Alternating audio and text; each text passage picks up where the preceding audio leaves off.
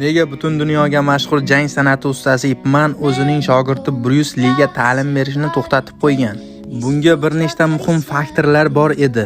Birinchisi, o'sha davrda ba'zi o'quvchilar Bryus Lining onasi tomonidan yevropalik ajdodga ega bo'lganligi uchun uni to'liq qabul qilishmagan. Shu sababli Bryus Li ayrim mashg'ulotlarda qarshilikka uchragan. Ikkinchisi, Ip Man Bryus Lining uslubini g'arbga oid usullar borligi uchun ma'qullamagan degan fikrlar ham bor. Uchinchi va asosiysi, Bryus yoshligidan juda kuchli va mahoratli bo'lgan. Erta yoshdan kinolarda suratga tushishni boshlagan. Mashhurlik va kino sohasi tufayli u Amerikaga ko'chib o'tishga to'g'ri kelgan. Shu sabab Ip Man dars berishni to'xtatishni ma'qul ko'rgan. Lekin Bryus keyinchalik ham ustoziga o'z hurmatini yo'qotmadi. U o'zini yangi tizimini yaratgan bo'lsa ham, ya'ni Jeet Kune Do, lekin uni asosini afsonaviy Ip Manning Wing Chun san'ati tashkil etgan.